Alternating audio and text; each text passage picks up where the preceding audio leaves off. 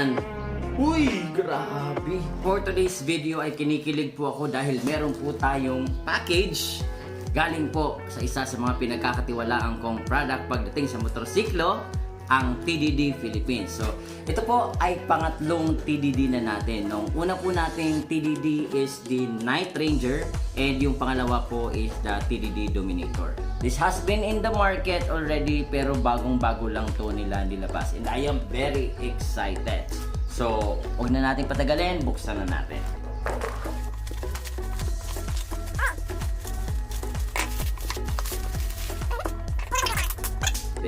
So, syempre, meron niyang TDD na sticker. And wow! This is what I like about TDD, no? Yung tipong may element of surprise. Kasi yung box pa lang, guys. So, look at the box. Dito mo malalaman yun, no, sa packaging na ang isang produkto is a premium product kapag ganito yung mga packaging. No? Look at that! Meron pang Uy, may gold. Tapos, ito yung cover. Let's go! Let's open this thing. Woo!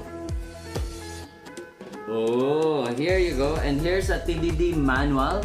Okay, so ito po is a TDD Nightcrawler. So kumuha lamang ako ng suka para mapagkumpara natin kung gaano siya kalaki. Yun lang ang meron ako dito. Wow! Tignan nyo naman. Uy! Grabe! Grabe! Anim na LED light.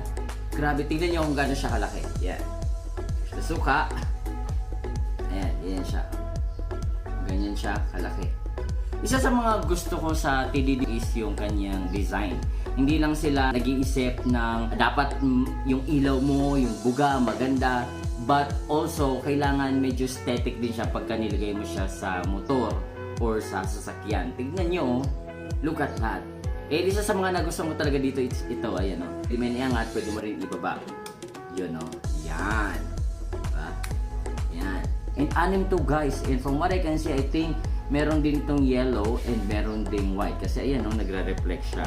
So, itatry din natin ito. Sa madilim, I'm planning to do it in Kabyang Anel. Sa gabi, subukan natin to doon para malaman talaga natin. Yan.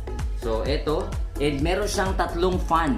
Kaya hindi ka masyadong mag-worry na mag-overheat siya. There you go. So, yan. Dalawa yan. And then, yung pang bracket kung saan siya kinakabit. And may kasama na rin siyang mga screws. Ang TDD Nightcrawler ay isang LED motorcycle auxiliary. May dalawa itong kulay ng ilaw, ang white lamp at ang yellow lamp.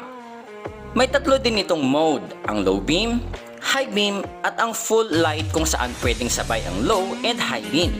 Kayang tumagal ng ilaw na to sa loob ng 30,000 hours or 3 years and 4 months na tuloy-tuloy. Malayo din ang abot ng ilaw nito sa light range na 800 meters kaya mas maagang makikita ang mga hazards na kapag hindi naiwasan ay maaaring maging dahilan ng aksidente.